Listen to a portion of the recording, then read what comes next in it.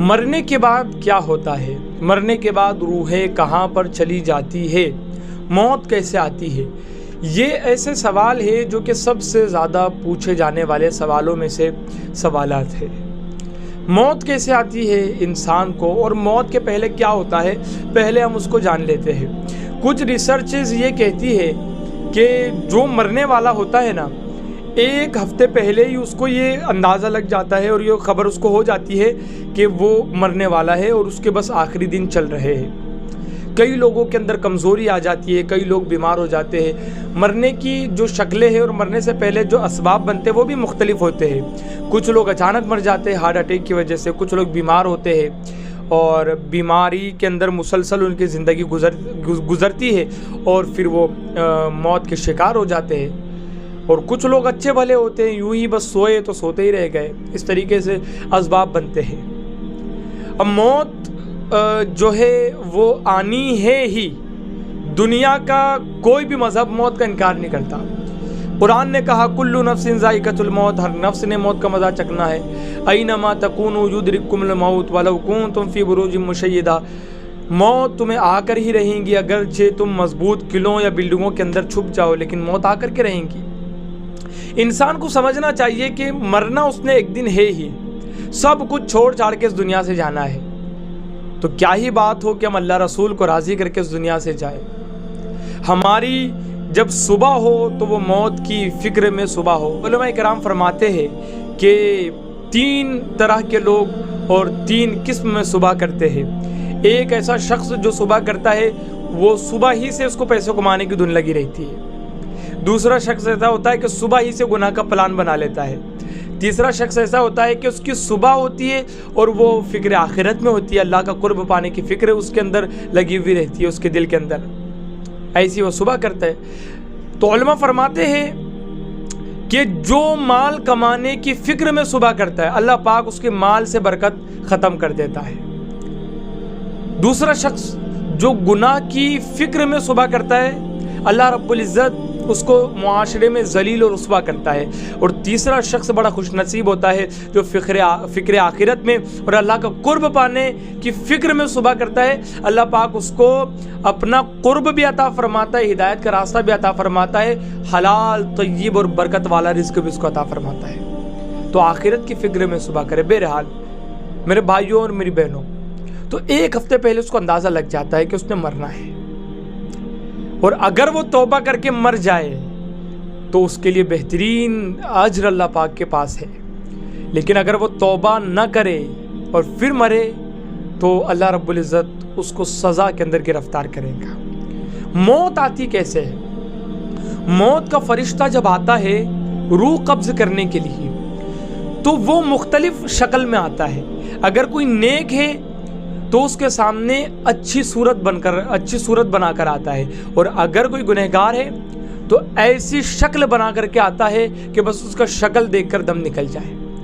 اور حضرت ابراہیم علیہ السلام جو کہ اللہ کے خلیل، اللہ کے دوست، بڑے پیغمبر، بڑے منصب والے، اللہ کے رسول علیہ السلام کے آبا و اجداد میں سے وہ حضرت ابراہیم خلیل اللہ، انہوں نے ایک مرتبہ موت کے فرشتے حضرت اسرائیل علیہ السلام سے کہا کہ جب تم کسی گنہگار کی روح کو قبض کرنے کے لیے جاتے ہو تو کیسے شکل بنا کر جاتے ہو؟ تو حضرت اسرائیل نے کہا یا نبی اللہ علیہ السلام، آپ کے اندر طاقت نہیں ہے اس شکل کو دیکھنے کی۔ تو حضرت ابراہیم نے کہا نہیں، مجھے بتائیے۔ تو کہا آنکھیں بند کیجیے۔ حضرت ابراہیم نے آنکھیں بند کی اور حضرت اسرائیل علیہ السلام نے وہ شکل بنائی جس شکل میں وہ گنہگار کی روح کو قبض کرنے کے لیے جاتے ہیں، اور حضرت ابراہیم سے کہا کہ آنکھیں کھولے۔ حضرت ابراہیم علیہ السلام نے آنکھیں کھولی، حضرت اسرائیل علیہ السلام کی وہ شکل انہوں نے دیکھی جس شکل میں وہ گنہگار کی روح نکالنے کے لیے چاہتے ہیں۔ بس ایک جھلک انہوں نے دیکھی کہ بے ہوش ہو کر زمین پر آ پہنچے، زمین پر تشریف لے آئے۔ حضرت اسرائیل علیہ السلام نے پانی چھڑکا ان کے چہرے پر، اٹھایا اور حضرت ابراہیم علیہ السلام سے کہا کہ میں نے کہا تھا نا آپ سے، آپ طاقت نہیں رکھتے۔ حضرت ابراہیم علیہ السلام جیسے پیغمبر، جیسے نبی، شکل دیکھ کر کے بے ہوش ہو گئے۔ ہم گنہگار کیا کریں گے؟ اللہ ہمارے حال پر رحم فرمائے۔ پھر حضرت ابراہیم علیہ السلام نے کہا کہ اے اسرائیل، گنہگار کے لیے پہلا اور سب سے بڑا عذاب تمہاری شکل دیکھنا ہے۔ اللہ۔ پھر حضرت ابراہیم علیہ السلام نے کہا نیک انسان کی روح قبض کرنے کے لیے کس شکل میں جاتے ہو؟ تو کہا آنکھیں بند کرے. آنکھیں انہوں نے بند کی. حضرت اسرائیل نے وہ شکل بنائی. حضرت ابراہیم سے کہا آنکھیں کھولے. حضرت ابراہیم نے وہ شکلیں دیکھی, بڑی خوبصورت, بڑی پیاری شکل. پھر حضرت ابراہیم علیہ السلام نے کہا کہ نیکوکار کے لیے سب سے بڑا اجر اللہ پاک کی طرف سے تمہاری شکل ہے, یہ والی شکل. تو نیک انسان کے لیے وہ اچھی شکل بنا کر کے آتے ہیں, گنہگار کے لیے بھیانک اور ڈراؤنی شکل بنا کر کے حضرت اسرائیل آتے ہیں. اور جب نیک انسان کی روح اس کے جسم سے نکالتے ہیں تو اللہ کے رسول علیہ الصلوۃ والسلام ارشاد فرماتے ہیں کہ اللہ کے رسول نے مثال دی ایسے جیسے عطر کی بوتل سے خوشبو باہر نکلتی ہے, اس طریقے سے ان نیکوکار کی روح کو نکالا جاتا ہے. اور جو گنہگار ہوتا ہے اس کی روح کو اس کے بدن سے ایسے نکالا جاتا ہے جیسے ایک نرم اور نہایتی بہترین کپڑا اگر کسی کانٹے دار درخت پر ڈال دیا جائے, جو نرم کپڑا ہو, مخمل کا کپڑا ہو, اس کو کانٹے دار درخت پر ڈال دیا جائے اور جھٹکے سے کھینچا جائے تو جس طریقے سے اس کے چتڑے بن جاتے ہیں اس کپڑے کے, اس طریقے سے اور اس سختی میں گنہگار کی روح کو اس کے بدن سے نکالا جاتا ہے. اور ایسی تکلیف اس کو ہوتی ہے, ایسی تکلیف ہوتی ہے کہ کتابوں میں آتا ہے کہ اگر کسی بندے کو تلوار کے 365 زخم لگائے جائے اس وقت اس کو جتنی تکلیف ہوتی ہے اس سے کئی گنا زیادہ تکلیف سکرات کے عالم میں اس کو ہوتی ہے جب اس کی روح نکل رہی ہوتی ہے. ایسی تکلیف ہوتی ہے. اب اگر کوئی اللہ پاک کا مقرب بندہ ہے, اللہ پاک کا ایسا بندہ ہے جس نے توبہ کر لیا, تو اللہ پاک سکرات کی سختیوں کی برکت سے اس کے گناہوں کو معاف فرما دیتا ہے. لیکن اگر کسی نے توبہ نہیں کیا تو وہ سکرات کی سختیاں اس کے لیے عذاب ہے, پھر عذاب ہے اس کے لیے. تو اس طریقے سے روح کو نکالا جاتا ہے بدن سے, اور بدن سے روح نکلتی ہے لیکن تعلق باقی رہتا ہے.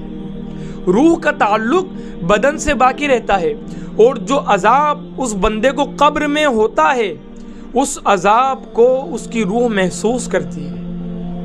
عذاب صرف جسم پر نہیں ہوتا, بظاہر تو بدن پر ہوتا ہے لیکن تکلیف روح کو پہنچتی ہے.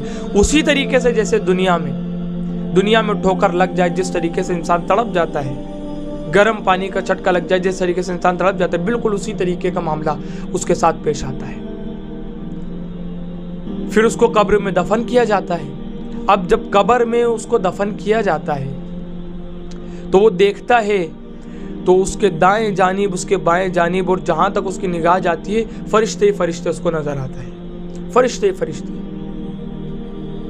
اور جو نیک ہوں گا اس کے لیے اچھے فرشتے, جو گنہگار ہوں گا اس کے لیے بری شکل کے فرشتے, عذاب کے فرشتے. اس کو قبر میں رکھ دیا جاتا ہے, دفن کر دیا جاتا ہے. اور وہاں سے لوگ جب نکل جاتے ہیں, جب چلے جاتے ہیں تو قبر اس کو پھر دباتی ہے. نیک انسان کو بھی دباتی ہے, گنہگار انسان کو بھی دباتی ہے. کیسے؟ نیک انسان کو ایسے دباتی ہے جیسے بہت دنوں کے بعد بچہ گھر پر آتا ہے تو ماں اس کو گلے سے لگا کر بچے کو پیار سے دباتی ہے. اس طریقے سے زمین نیک انسان کو دباتی ہے اور گنہگار کو اس طریقے سے دباتی ہے کہ ادھر کی پسلیاں ان پسلیوں میں یوں مل جاتی ہے. اللہ اکبر, اس طریقے سے دباتی ہے. اور پھر ہوتا یہ ہے کہ دو فرشتے جن کے بڑے بڑے دانت, کئی ہاتھ جتنے ان کے دانت, وہ اپنے دانتوں سے زمین کو چیرتے ہوئے باہر آتے ہیں. نہایت لمبے ان کے بال ہوتے ہیں, نہایت ڈراؤنی شکل اور نہایت ڈراؤنی آواز ان کی ہوتی ہے اور ان کے ہاتھ میں ہتھوڑا ہوتا ہے. پھر وہ ایک دم سخت لہجے میں سوال کرتے ہیں, تیرا رب کون ہے, تیرا دین کیا ہے. اللہ کے رسول علیہ السلام کی طرف اشارہ کر کے بتاتے ہیں ان کے بارے میں دنیا میں کیا عقیدہ رکھتا تھا. تو جو مسلمان ہوتا ہے وہ جواب میں کہتا ہے کہ میرا دین اسلام ہے, میرا رب اللہ ہے. اور یہ شخصیت مصطفیٰ جان رحمت صلی اللہ تعالی علیہ وسلم کی ذات ہے. تو وہ سوال کرتے تو کیسے پہچانتا ہے؟ تو وہ کہتا ہے کہ میں نے اللہ کی کتاب قرآن میں پڑھا, لوگوں سے میں نے سنا, دیندار لوگوں سے میں نے سنا, اور پھر میں ایمان لایا. اور اس وقت اگر کوئی بندہ یہ سوچتا ہے کہ اس وقت ہم ایمان لائیں گے تو اس وقت کا ایمان جو ہے اعتبار کے لائق نہیں ہے، اس لیے کہ سارا کچھ سامنے ہوتا ہے۔ اسلام کی حقانیت تو اس وقت روز روشن کی طرح واضح ہوں گی۔ دروازہ بند، روح نکلی گلے سے کہ پھر دروازہ بند ہے توبہ کا، اور پھر ایمان آپ نہیں لا سکتے۔ پھر کیا ایمان لائیں گے؟ آپ کے سامنے سب کچھ ہے، آپ کو ماننا ہی پڑے گا۔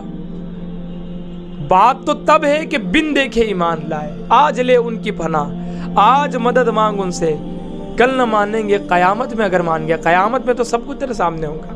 بہرحال تو مسلمان جواب دیتا ہے، تو مسلمان کے لیے پھر جنت کا دروازہ کھول دیا جاتا ہے اور اس کو سلایا جاتا ہے اور کہا جاتا ہے سو جا ایسے جیسے دلہا سوتا ہے۔